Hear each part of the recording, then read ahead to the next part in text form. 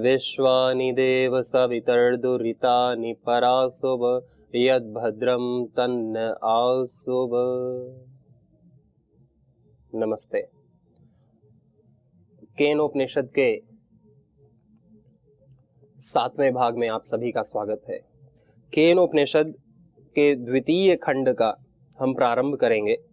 ब्रह्म ज्ञान की अनिर्वचनीयता, अर्थात ब्रह्म का वाचन नहीं किया जा सकता, ना ब्रह्म की कोई कथा है, ब्रह्म को बोला नहीं जा सकता। तो फिर आप कहेंगे ये सारे शब्द क्या हैं जो आप बोल रहे हैं?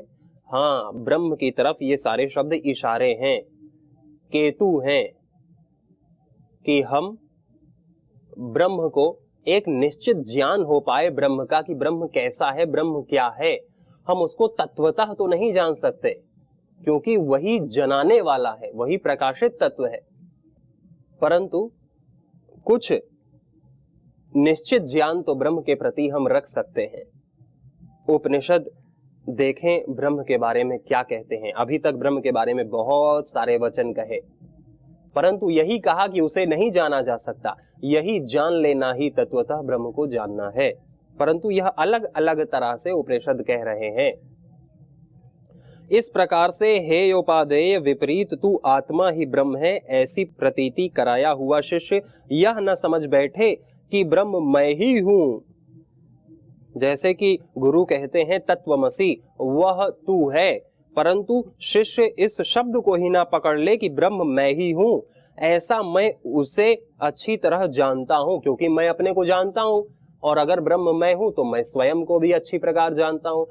इस शब्द को यदि पकड़ लिया कि तू ब्रह्म है, शब्द को नहीं पकड़ना, शब्द के इशारे को पकड़ना है कि मैं ब्रह्म हूं। मैं ब्रह्म कैसे हूं?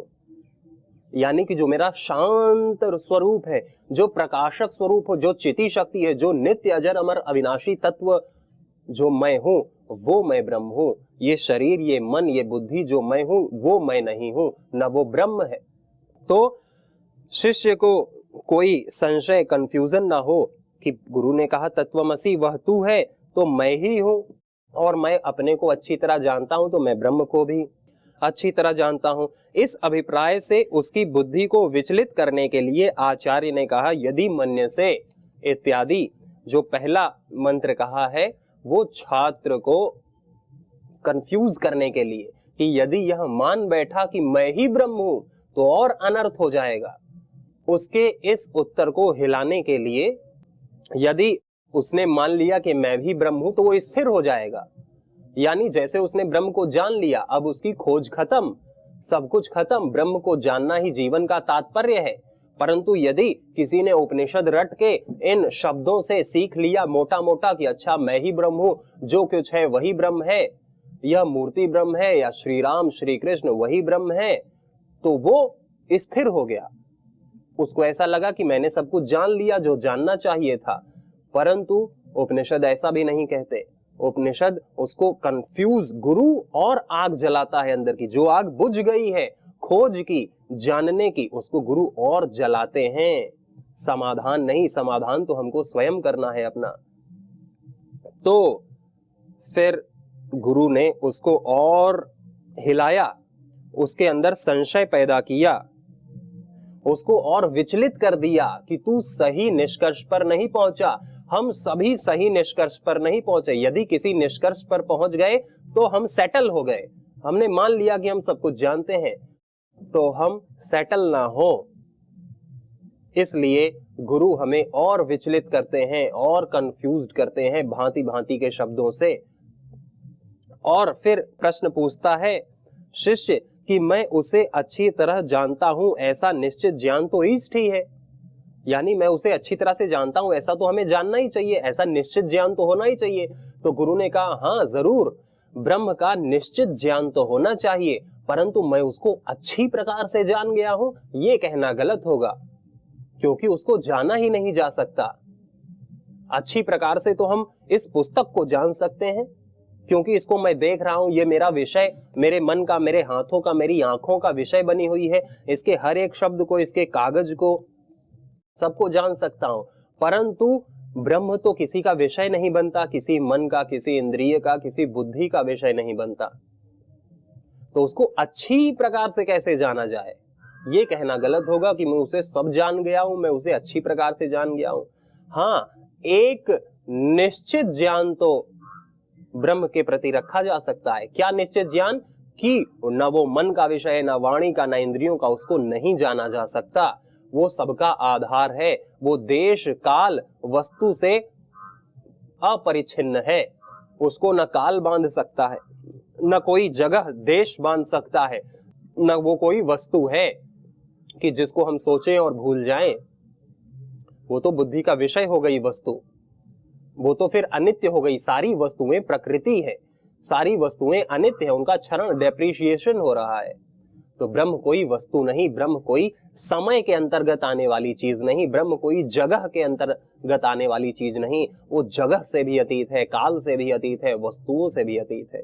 ऐसा जान लेना कि उसको नहीं जाना जा सकता, यही ज्ञान है ब्रह्म का। तो यदि मन्यसे सुवेदेति इत्यादि वाक्य से जो शिष्य की बुद्धि को विचलित करना है, वह उसके ग्रहण किए हुए अर्थ को स्थिर करने के लिए ही है। शिष्य की बुद्धि को ज्ञात और अज्ञात वस्तुओं से हटाकर तदेव ब्रह्म त्वं विद्धि, उसी को तू ब्रह्म जान, इस कथन से अपने आत्म स्वरूप में स्थिर कर तथा उपास्य के प्रतिषेध द्वारा उसे स्वराज्य पर अभिषिक्त कर, अब उसकी बुद्धि को विचलित करते हैं। यानी कि क्या बोला? शिष्य की बुद्धि को विचलित कर दिया। यदि शिष्य ने ब्रह्म को उपासनीय मान लिया कि उसकी उपासना की जा सकती है, उपासना उसी की जा सकती है जो हमारे बाहर है। जैसे मैं इस शरीर की उपासना कर लूंगा जो इस आत्मा से अलग है, मैं गुरु की उपासना कर लूंगा, उसके पास रहने लग जाऊंगा, उससे सुनने लग जाऊंगा, तो वो गुरु की उपासना है। मैं माता पिता के साथ रहूं तो माता पिता की उपासना है, मैं प्रकृति के साथ रहूं तो प्रकृति की उपासना है। तो इसीलिए गुरु ने कहा कि जो भी ज्ञात है, जिसको भी तू जानता है, और जो अज्ञात है, जिसको तू नहीं जानता है, उन सभी वस्तुओं को हटा दे। जिसको तू जानता है और जिसको तू नहीं जानता है, उन दोनों प्रकार की वस्तुओं को तू हटा दे, और फिर जो बचेगा वो ब्रह्म है। क्योंकि ब्रह्म जानता है, ब्रह्म जानने में आने वाली कोई वस्तु नहीं है जिसे मैं जानता या नहीं जानता हूं। ब्रह्म केवल जानने वाला है। तू बाहर ब्रह्म को मत देख, तू अपने अंदर प्रतिष्ठित हो जा, तू आत्म स्वरूप में स्थिर कर अपने आप को, और तू जब वहां स्थिर हो जाएगा तू स्वयं ब्रह्म हो जाएगा, जो तू सदा से है। अभी जो तूने अपने आप को मान रखा है, शरीर मन इंद्रिय प्राण, वो तू नहीं है, न वो ब्रह्म है। ब्रह्म से ये सब काम कर रहे हैं, ब्रह्म से तेरे ये अंग काम कर रहे हैं। तू अपने में स्थिर हो जा और विराट हो जा, ब्रह्म हो जा, जो तू सदा से है। इसी तरह अपने आप को बाहर स्थापित मत कर, स्वराज्य पर अभिषिक्त कर अपने आप को, अपने आत्मानुसंधान कर, अपने आत्म स्वरूप में तू स्थिर हो जा, वही ब्रह्म हो जाना है। बाहर दो प्रकार की चीजें, दो प्रकार की वस्तुएं, कोई किसी को हम जानते हैं, किसी को नहीं जानते, परंतु जानने वाला तो अलग है। दो चीजें हैं, एक जानने वाला, एक जानने में आने वाली चीजें। तो दो प्रकार की चीजें हैं, इसको जान सकते हैं, इसको नहीं जान सकते। इन दोनों प्रकार की लिस्ट से ब्रह्म अलग है। जो जानने वाला है उसको कोई नहीं जान सकता, क्योंकि वो स्वयं जानने वाला है। इस प्रकृति में जो भी जानने वाली वस्तुएं हैं, उन सब को जानने वाला ब्रह्म है। उसको कौन जानेगा? यही कहा है कि यदि मन्यसे सुवेदेति देहर मेवापि नूनम त्वं वेत्थ ब्रह्मणो रूपम यदस्य त्वं तदस्य देवेश्वथ नु मीमांस्यमेव ते मन्ये विदितम। अर्थात यदि तू ऐसा मानता है कि मैं अच्छी तरह जानता हूं, यदि कोई ऐसा माने कि मैं ब्रह्म को अच्छी तरह जानता हूं, तो निश्चय ही तू ब्रह्म का थोड़ा सा ही रूप जानता है। ब्रह्म का यह जो व्यक्त रूप है, यह जो प्रकृति है, यह भी ब्रह्म का रूप है। जो व्यक्त रूप है, जो देश काल समय वस्तु से परिच्छिन्न रूप है, जिसको विश्वमय रूप कहते हैं। ब्रह्म के दो रूप हैं, एक विश्वमय और एक विश्वातीत। जो स्वयं ब्रह्म है और जिसको ब्रह्म चला रहा है वो भी ब्रह्म है। तो हम यदि ऐसा कोई कहे कि मैं ब्रह्म को अच्छी प्रकार जानता हूं, तो नहीं, वो ब्रह्म का थोड़ा सा ही रूप जानता है जो जानने में आने वाला है। वो ब्रह्म को भली प्रकार से नहीं जानता, वो ब्रह्म को थोड़ा सा ही जानता है। इसका जो रूप तू जानता है और इसका जो रूप देवताओं में विदित है वह भी थोड़ा सा है। ब्रह्म को जो कोई भी जानता है, चाहे वो मनुष्य है या देवता है या ज्ञानी है या गुरु है, कोई भी यदि ऐसा कहता है कि मैं ब्रह्म को जानता हूं, तो वह ब्रह्म को थोड़ा ही जानता है। अतः तेरे लिए ब्रह्म विचारणीय है, यानी कि तू ब्रह्म पर और विचार कर और सोच कि ब्रह्म क्या है। मैंने तो जो कहना था कह दिया, अब तू ब्रह्म पे विचार कर कि ब्रह्म क्या है। तब शिष्य ने एकांत देश में विचार करने के अनंतर कहा, मैं ब्रह्म को जान गया ऐसा समझता हूं। यानी फिर ऐसा सुनने के बाद कि गुरु कह रहे हैं कि जा तू ब्रह्म पर और विचार कर, तो ब्रह्म और विचार करने के लिए ब्रह्म पर शिष्य एकांत स्थान पर जाता है और एकांत स्थान पर विचार करने के बाद दोबारा लौटता है और गुरु से कहता है, हाँ अब मैं ब्रह्म को जान गया हूं। नाहम मन्ये सुवेदेति, अनुभूति का उल्लेख, और उस शिष्य को जो अनुभूति होती है उसको वो कैसे कहता है गुरु से, नाहम मन्ये सुवेदेति नो न वेदेति वेद च, यो नस्तद्वेद तद्वेद नो वेदेति वेद च।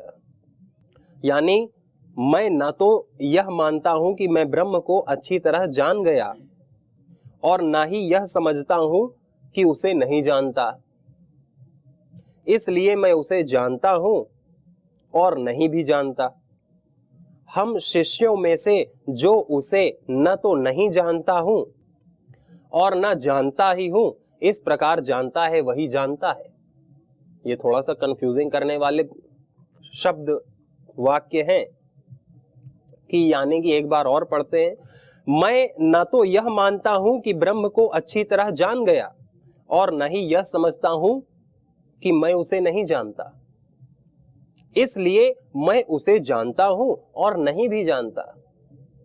हम शिष्यों में से जो उसे न तो नहीं जानता हूं और न जानता हूं, इस प्रकार जानता है वही जानता है। यानी कि ब्रह्म के दो रूप हैं, एक प्रत्यक्ष एक परोक्ष, एक दृश्य एक अदृश्य, एक विश्वमय एक विश्वातीत, एक जो दर्शन में आ रहा है एक जो दृष्टा है, एक जो ज्ञान में आ रहा है जो ज्ञेय है, एक ज्ञाता है, एक उपासक है एक उपासनीय है। ये जो द्वैत है, एक यह प्रकृति है एक इस प्रकृति का स्वामी है, एक माया है एक मायाधीश है, एक शक्ति है एक शक्तिमान है, दोनों ही ब्रह्म है, केवल एकमात्र ब्रह्म ही है। ब्रह्म सर्वम खलु इदम ब्रह्म। तो कुछ तो हमने जान लिया है वह भी ब्रह्म है, और जो बहुत कुछ हम नहीं जानते वो भी ब्रह्म है। इसलिए शिष्य कहता है कि ब्रह्म को मैं जानता भी हूं और नहीं भी जानता। यानी कि न तो मैं यह कहता हूं कि मैं ब्रह्म को नहीं जानता और न मैं यह कह सकता हूं कि ब्रह्म को मैं जानता हूं। ब्रह्म शिष्यों में जो उसको ऐसा कहता है, न तो नहीं जानता हूं और न तो जानता ही हूं, जो ऐसा जानता है वही ब्रह्म को जानता है। करने की चीज तो एक ही है, सेवा, परमात्मा से प्रीति, जगत की सेवा और स्वयं की खोज। परोपकार, यज्ञ, दान, तप, अहिंसा, सत्य, स्तेय, ब्रह्मचर्य, अपरिग्रह, शौच, संतोष, तप, स्वाध्याय, ईश्वर प्रणिधान, यानी कि अपने इंद्रियों का दमन करना, तप करना, ब्रह्मचर्य का तप करना, इंद्रियों का दमन करना, यज्ञ करना, अग्निहोत्र करना, दान देना, परोपकार करना, यही करना तो कर्म है, यही हमारा कर्तव्य है और इसी से जीवन शुद्ध होगा। और यह करते करते जब हमारी इंद्रियां, मन पवित्र हो जाएंगे तो हम अपने स्वरूप में प्रतिष्ठित हो जाएंगे, हमारी बुद्धि निर्मल हो जाएगी, सारी अविद्याएं हट जाएंगी, तो हम शुद्ध हो जाएंगे, बुद्ध हो जाएंगे और स्वयं ब्रह्म हो जाएंगे। ब्रह्म की पूजा हम अपने जीवन को शुद्ध करने से करें, अपने कर्मों से हम अपने कर्तव्यों का पालन करने से हम ब्रह्म की पूजा करें। हाँ, ब्रह्म को ध्यान में जरूर रखें कि ब्रह्म हो जाना ही हमारा लक्ष्य है, ब्रह्म को पाना ही मुक्ति है। तो यही है ब्रह्म की उपासना। स्वकर्मणा तमभ्यर्च्य सिद्धिम विन्दति मानवाः। ये एक बड़ा सिद्धांत है गीता का कि अपने कर्मों से तुम मेरी पूजा करो, सार्थक कर्म करो जो तुम्हारे लिए भी अच्छे हो और इस जगत के लिए भी कल्याणकारी हो। ऐसे कर्म करो, ऐसे नहीं कि केवल जो तुम्हारे लिए ही अच्छे हो और दूसरे किसी को पीड़ा मिल रही हो, उससे दूसरे किसी की हिंसा हो रही हो, असत्य बोलकर भ्रष्टाचार कर कर केवल तुम स्वयं का ही पालन पोषण कर रहे हो, तो वो पाप है, चोरी है और वो तुमको नरक में ले जाएगा। परंतु जो तुम्हारे लिए भी अच्छा है और सबके लिए अच्छा है, ऐसे कर्म यज्ञ दान तप इत्यादि, यम नियम का पालन, प्राणायाम ध्यान इत्यादि, इनको करना, इनका प्रचार प्रसार भी करना, वेद का स्वाध्याय करना और दूसरों को भी इसका प्रचार प्रसार करने के लिए, इसको पढ़ने के लिए, गीता का स्वाध्याय करने के लिए दूसरों को भी प्रेरित करना। अच्छे कर्म स्वयं करना और दूसरों को भी प्रेरित करना, ये कर्म तुम्हारे जीवन को शुद्ध बनाएंगे, तुमको उठाएंगे, तुम्हारा ऊर्ध्वरेता बनाएंगे। तभी हम अपने स्वरूप में प्रतिष्ठित हो सकते हैं। यस्या मतम तस्य मतम, मतम यस्य न वेद सह, अविज्ञातम विजानताम, विज्ञातम अविजानताम। ज्ञात अज्ञ है और अज्ञ ज्ञानी है। यानी कि कहा है ब्रह्म जिसको ज्ञात नहीं है, यानी जिसको ब्रह्म के बारे में नहीं पता, उसी को पता है। जो ब्रह्म को नहीं जानता वही ब्रह्म को जानता है, और जिसको ज्ञात है उसे नहीं जानता, वह उसे नहीं जानता। और जो ऐसा कहता है कि मैं ब्रह्म को जानता हूं, वो ब्रह्म को नहीं जानता। यानी कि जो कहता है मैं ब्रह्म को नहीं जानता वही ब्रह्म को जानता है, और जो कहता है मैं ब्रह्म को जान लिया वो ब्रह्म को नहीं जानता, क्योंकि वह जानने वालों का बिना जाना हुआ है और न जानने वालों का जाना हुआ है। क्योंकि अन्य वस्तुओं के समान दृश्य न होने से वह विषय रूप नहीं जाना जा सकता। यही हम बार बार कह रहे हैं कि जो दृश्य है उसको तो जाना जा सकता है, यानी पेड़ की पत्तियों को जाना जा सकता है, फल को जाना जा सकता है, मुझको तुमको सबको जाना जा सकता है, जो जिसको देखा जा सकता है, जिसको अनुभव किया जा सकता है, उसको तो जाना जा सकता है। परंतु जो जानने का विषय ही नहीं है, जो स्वयं जानने वाला है, जो विषय रूप नहीं है, जिसका कोई स्थूल रूप नहीं है, उसको कैसे जानेंगे? तो जो जानने में आने वाली वस्तुएं हैं वो ब्रह्म का बहुत छोटा रूप है।